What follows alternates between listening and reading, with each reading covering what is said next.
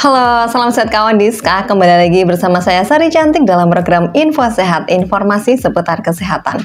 Semoga kawan Diska dimanapun Anda berada selalu diberi kesehatan, keselamatan, rezeki yang berlimpah dan juga barokah. Dan pada kesempatan hari ini saya sudah bersama Bu Sagita Haryati, Eskep Nurse MKes. Beliau adalah Subkor Sumber Daya Kesehatan dan Pembiayaan Kesehatan pada Dinas Kesehatan, Pengendalian Penduduk dan Keluarga Berencana Kota Madiun. Orang terkaya di Dinkes ini kayaknya ya, karena membiayai seluruh biaya kesehatan nih ya, pembiayaan kesehatan. Nah, tapi hari ini kita nggak ngobrolin soal itu ya Bu, kita mau ngomongin soal tentang surat keterangan tempat praktek. Nah, kenapa nih? Ada apa nih dengan surat keterangan tempat praktek? Kenapa pilih tema ini nih Bu? Gitu. Jadi gini, sejak kita mengeluarkan surat edaran Dinas Kesehatan terkait perizinan tenaga medis dan tenaga kesehatan, itu di dalamnya ada beberapa hal yang kita tetapkan sebagai syarat dalam pengurusan SIP. Nah, salah satunya adalah surat keterangan tempat praktek. Ya, dulu tidak ada ini, tapi dengan adanya surat edaran ini diberlakukan. Surat keterangan itu apa? Jadi itu surat yang harus diurus terlebih dahulu sebagai cara kita untuk melakukan verifikasi dan validasi data nakes dan named yang ada di Kota Madiun yang sedang mengurus SIP. Nah, surat keterangan tempat praktek ini berlaku untuk seluruh tenaga medis dan tenaga kesehatan. Nah, untuk tenaga medis itu yang khususnya yang melaksanakan praktek mandiri. Sedangkan untuk tenaga kesehatan, semua yang melaksanakan praktek mandiri dan yang bekerja di Fasiankes harus mengurus terlebih dahulu surat keterangan tempat praktek sebagai syarat dalam pengurusan SIP di DPMPTSP. Nah. Oke, jadi seluruh tenaga medis maupun tenaga kesehatan ya Bu Gita ya. Nah, Bu Gita, ini berlaku bagi mereka yang bekerja di Kota Madiun atau memang mereka-mereka ini ya yang rumahnya yang di Kota Madiun gitu, yang berdomisili maksud saya? Iya. Kalau surat keterangan tempat praktek sebetulnya berlaku nasional ya. Oke. Tapi bagaimana pelaksanaannya di lapangan secara teknis itu tergantung pemerintah daerah masing-masing. Nah, yang kami keluarkan dalam surat edaran Dinas Kesehatan ini berlaku untuk seluruh tenaga medis dan tenaga kesehatan yang melaksanakan praktek di Fasiankes di wilayah Kota Madiun, atau yang praktek mandiri di wilayah Kota Madiun. Walaupun mungkin dia domisili tidak di Kota Madiun, tapi kalau dia prakteknya di Fasiankes Kota Madiun, maka dia mengurus di Dinas Kesehatan Kota Madiun.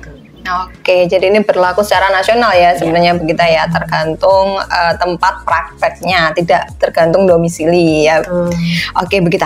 Ini kan lagi anget-angetnya ya, karena SE ini baru terbit tanggal 29 April 2024. Nah, ada yang baru apa sih di SE ini Bu Gita? Ya, yang jelas di SE ini kita betul-betul mengatur bagaimana SIP ini bisa berjalan dengan baik ya pengurusannya. Yang pertama tadi ada surat keterangan tempat praktek ya, disampaikan di sini, dan yang kedua mungkin di sini ada pembedaan pada praktek mandiri dokter. Di surat SE ini kami sampaikan bahwa untuk dokter yang praktek mandiri dan pengajuan SIP, maka terlebih dahulu mengajukan surat keterangan tempat praktek. Nah, untuk bisa mendapatkan surat keterangan tempat praktek ini, kami harus melakukan visitasi dulu. Ada namanya tim visitasi praktek mandiri dokter atau dokter gigi yang terdiri dari Dinas Kesehatan, Puskesmas, dan organisasi profesi yang kami libatkan dalam hal ini. Sebagian besar itu sebetulnya yang kami titik tekankan. Yang lain-lain seperti yang sudah pernah kami jelaskan dalam sosialisasi terkait dengan surat edaran Kementerian Kesehatan nomor 6 tahun 2024. Di mana kayak SIP 1 itu adanya perpanjangan syaratnya apa, terus STR yang seumur hidup bagaimana, dan kami di sini jelaskan kembali bahwa bila punya 2 STR yang berlaku, misalkan ada STR lama tapi masa berlaku lebih dari setahun dan punya STR seumur hidup, maka di sini ketika mengajukan perizinan yang dipakai yang STR lama dulu, dihabiskan dulu ya, asal masa berlakunya masih lebih dari setahun. Kalau kurang dari setahun silahkan ajukan sudah dengan STR seumur hidup ya. Itu garis besar yang kami tekankan pada SE ini. gitu. Oke, begitu. Tapi kembali lagi ya sebelum kita melanjutkan ke surat keterangan tempat praktek tadi. Ini yang dimaksud tenaga medis dan tenaga kesehatan, apakah semuanya atau memang yang punya praktek-praktek kayak dokter, perawat, bidan gitu nggak sih Bu? Yang mana ini? Maksudnya yang surat keterangan tempat praktek ya? Semua. Jadi surat keterangan tempat praktek kan tadi ada 2. Yang tempat praktek mandiri itu bagi tenaga kesehatan yang memang di dalam regulasinya bisa melaksanakan praktek mandiri. Contoh, kalau untuk yang tenaga kesehatan ya, perawat, bidan, fisioterapis, terapis bicara, terus ada lagi psikolog klinis ya, dan tenaga pengobat tradisional dan akupunktur ya, itu bisa melaksanakan praktek mandiri. Sedangkan untuk dokter ya seperti biasa, dokter gigi maupun dokter spesialis yang melaksanakan praktek mandiri. Nah, yang lain di luar itu tidak bisa dikatakan praktek mandiri ya. Misal kayak apoteker ya, apoteker dia punya apotik dan dia juga melaksanakan kegiatan di situ, itu tidak bisa dikatakan praktek mandiri. Tapi kan pasienkesnya apotik gitu, jadi bukan praktek mandiri. Bedanya di situ. Berarti beda ya, tempat praktek dan juga bisa melakukan praktek mandiri. Ya. Kalau yang apoteker tadi ya pasienkes hitungannya, bukan apoteknya gitu ya, yang dihitung. Oke, nah ini Bu kita. Kemudian bagaimana sih untuk mengurus surat keterangan praktek tempat praktek ini Bu kita, bagi mereka-mereka yang membutuhkan nih? Iya, ada 2 mekanisme juga. Jadi kalau untuk dokter, misalkan mau praktek mandiri dan mau mengajukan perpanjangan SIP atau pengajuan SIP praktek mandiri, maka terlebih dahulu mengakses permohonan untuk surat keterangan tempat praktek di website Dinas Kesehatan. Nanti di website Dinas Kesehatan klik aja di perizinan tenaga medis, di situ di bawah itu ada Google Form untuk permohonannya. Silakan isi di situ, nanti kami akan melihat verifikasi ajuan tersebut. Setelah itu baru kami akan jadwalkan visitasi. Sebelum dilakukan visitasi tentu kami akan informasikan terlebih dahulu ya. Dan kami akan koordinasi dengan puskesmas wilayah tempat dia berpraktek maupun organisasi profesi sebagai organisasi profesi yang melakukan pembinaan ya dan pengawasan ya terhadap tenaga medis tersebut. Yaitu untuk medis ya. Kalau untuk tenaga kesehatan, ini pengajuan surat permohonan tempat prakteknya berbeda. Bisa akses di aplikasi MAS yang punyanya DPM PTSP. MAS MAS ya, Madiun Single Submission itu. Nah, nanti klik di situ, cari di izin kesehatan dan di bawahnya itu ada surat keterangan tempat praktek. Nanti klik di situ, silahkan lanjutkan prosesnya dan sama isi form yang ada di situ dan upload kalau nggak salah SPR, ijazah, KTP, dan beberapa persyaratan di bawahnya, baru nanti akan kami verifikasi. Kalau memang tidak ada kendala, segera kami keluarkan surat keterangannya sebagai syarat nanti ketika dia mengajukan permohonan SIP di aplikasi yang sama, maka upload surat keterangan prakteknya bukan yang dari pasienkes, tapi yang dari kami, yang dari dinas. Dari dinas. Oke. Itu sebagai syarat awal ya, prasyarat sebetulnya. Oh, banyak sekali begitu ya. Memang agak ruwet sekarang. Jadi mekanismenya harus seperti itu. Oke, jadi ada 2 tadi ya begitu ya. Kalau yang medis itu pakai webnya Dinas Kesehatan, kemudian yang tenaga kesehatan pakai MAS itu tadi ya. Nah, di situ nanti ada persyaratan-persyaratan yang memang harus dipenuhi gitu ya. Oke, selanjutnya nih Bu kita. Kalau sudah dapat izinnya nih, terus harus bagaimana nih Bu kita? Yang surat keterangannya. Kalau untuk surat keterangan tempat praktek dokter, kalau sudah dapat, silahkan diupload di aplikasi Pecelsiddok ya. Untuk perizinan dokter kan di sana. Oke, nggak bisa langsung dipakai berarti ya Bu kita ya? Iya, itu kan sebagai. Oh, ada lagi nih. Ada lagi. Lanjutannya kan kita bilang tadi sebagai prasyarat dalam pengurusan perizinan SIP.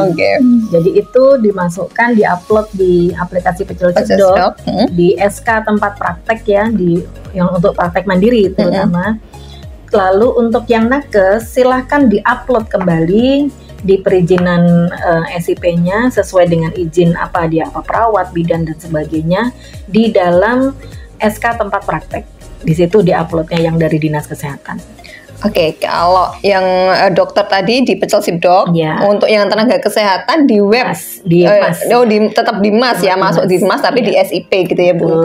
Perizinan SIP. Kemudian?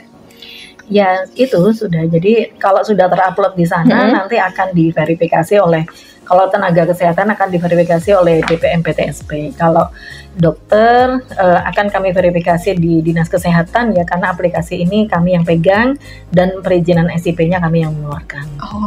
Bedanya di sana. Ini kan tadi disampaikan begitu, memang agak sedikit ruwet ya begitu ya. Nah ini pasti ada kendala-kendala dong ya. Nah ini biasanya kendalanya apa sih Bu Gita? Apakah nggak punya paket internet? Nggak mungkin ya. Iya. Kendalanya adalah mungkin belum membaca aturannya gitu. Karena baru ya. Karena baru. Di awal memang banyak yang salah-salah itu. Maksudnya salah upload. Masuk di MAS itu yang diupload surat keterangan dari Fasiankesnya. Padahal yang dimaksud yang dari Dinas Kesehatan. Nah itu banyak yang tertolak ya di MAS itu. Akhirnya kami lakukan sosialisasi kembali. Bolak-balik kami sosialisasi. Jadi kebetulan waktu itu yang kami undang adalah organisasi profesi ya, perwakilannya, dengan harapan dari OP ini bisa menyampaikan kepada anggota-anggotanya. Tapi namanya komunikasi tidak langsung ya, tentu saja mungkin ada yang miss dalam pemahaman, kami juga memahami itu. Maka kami tidak segan-segan dan tidak bosan-bosan untuk sosialisasi lagi bagaimana mekanismenya. Awal mungkin masih banyak yang tanya, telepon-telepon sana sini, sekarang alhamdulillah sudah bisa berjalan dengan baik. Ya mungkin ada yang keliru, tidak banyak deh gitu ya. Kalau yang untuk dokter mungkin kami masih minta bantuan dokter ya, ID atau PDGI dalam mensosialisasikan ini kepada anggota. Karena masih kadang-kadang mereka juga sama sih, masih salah upload, belum memahami kalau harus akses di website-nya Dinas Kesehatan. Itu untuk permohonan surat keterangan tempat praktek untuk praktek mandiri. Jadi memang sering-sering untuk sosialisasi gitu ya begitu ya, atau direkam aja begitu, nanti kita siarkan. Gitu ya. Ya masalahnya ada yang mau nonton apa enggak? Waduh. Nanti nggak usah di ini deh, disebarkan aja via grup ya. Gitu ya. Bisa tenar saya. Jadi artis, gitu ya begitu. Jadi memang ada beberapa kendala, terutama tadi soal mengupload surat keterangannya, persyaratan-persyaratan ya, karena mungkin baru, kemudian ada beberapa hal yang memang belum dipahami gitu ya. Nah, kemudian tadi solusinya begitu adalah mensosialisasikan kembali baik kepada organisasi profesi maupun ke dinas perizinan gitu ya begitu ya. Kalau dengan DPM PTSP kami koordinasi sifatnya. Ada kendala-kendala apa, bisa kami selalu koordinasi biar sama ya yang kami sampaikan antara kami dengan DPM PTSP ya. Mungkin kendala yang lain adalah ini, teman-teman itu kadang SIS-DMK ini ya, yang belum terupdate. Mungkin perlu diketahui bahwa sekarang itu beberapa aplikasi itu saling terlink ya. Setiap tenaga kesehatan maupun tenaga medis itu kan punya satu sehat SDMK. Dan itu juga nanti akan terlink dengan SIS-DMK masing-masing. Jadi misal ada yang bekerja di rumah sakit ya, maka yang bersangkutan harusnya terdata di SIS-DMK-nya rumah sakit. Ya, harusnya. Nah, apakah data yang ada di SIS-DMK rumah sakit itu sudah sesuai dengan data yang terbaru? Nah, ini yang sampai sekarang masih jadi kendala updating data. Nah, seringnya yang salah juga yang kami kembalikan adalah misal dia STR-nya sudah SIP-nya itu mungkin sudah ada yang dicabut ya, tapi tidak terupdate di SIS-DMK Fasiankes yang dicabut. Akhirnya kami melihat loh, SIP-nya kok sudah 3, ini ngajukan lagi gitu. Akhirnya ini harus kami kembalikan, harus dilakukan updating SIS-DMK dulu baru bisa diteruskan prosesnya. Itu juga harus jadi perhatian bagi teman-teman. Jadi punya satu sehat SDMK, tolong dicek betul di riwayat pekerjaannya. Jangan diabaikan, karena itu nanti akan sangat mempengaruhi tampilan data kita masing-masing di SIS-DMK Fasiankes. Itu. Oke, nah ngomongin soal SIS-DMK nih Bu Gita nih. Untuk SIS-DMK sendiri apakah ini berlaku untuk semua tenaga kesehatan baik non ASN ASN atau memang yang berlaku untuk bagi mereka-mereka yang ASN aja nih Bu Gita? Kadang kan orang kan berpikirnya kalau di swasta jarang gitu ya. Iya, karena SIS-DMK ini dikeluarkan oleh Kementerian Kesehatan dan ditujukan untuk seluruh tenaga medis dan tenaga kesehatan yang bekerja di Fasiankes maupun praktek mandiri, tidak mengenal apakah dia ASN atau tidak. Nah, nanti di SIS-DMK akan terdata dia itu swasta atau ASN atau bagaimana, itu datanya cukup betul-betul bisa dipertanggungjawabkan ya, asal itu tadi ada updating dari yang bersangkutan. Jadi sekarang pengelola SIS-DMK Fasiankes itu akan kesulitan kalau datanya ini tidak dirubah sendiri oleh nakesnya, karena nggak bisa lagi dia ngedit itu. Nggak bisa satu pintu di ini ya tempatnya Bugita mungkin bisa ngedit ya, nggak bisa gitu ya? Nggak bisa, harus si nakes sendiri yang punya Satu Sehat itu yang ngedit, lalu dia minta verifikasi dari pengelola Fasiankesnya, SIS-DMK di Fasiankes. Supaya apa? Karena misi dari pemerintah sekarang adalah satu data. Harapannya data itu sama antara di SIS-DMK, di Satu Sehat. Nanti kalau ada lagi perencanaan kebutuhan itu semua data itu sama, tidak ada perbedaan data dari masing-masing aplikasi. Gitu. Walaupun sekarang mungkin saya yakin masih baru terus masih bingung, tanya sana sini bagaimana, sepertinya banyak yang masih gagap ya, masih gagap aplikasi. Tapi mau nggak mau siapapun kita, tidak mengenal kita ini masih muda atau sudah senior, ya mau nggak mau kita harus pegang itu aplikasi, harus memperhatikan data kita sudah benar atau tidak. Karena efeknya ke kita lagi soalnya. Berarti tetap harus aware gitu ya Bu terhadap data diri kita sendiri. Karena kalau beberapa kali ya ditanya sama teman-teman swasta itu kadang masih bingung nih Bu. SIS-DMK ini apa, karena nggak pernah terpapar gitu ya. Nah ini harus nih teman-teman yang baik di swasta harus aware sama SIS-DMK ya, harus ada pengenalan mungkin ya begitu ya. Atau mau sosialisasi secara massal nanti Bu?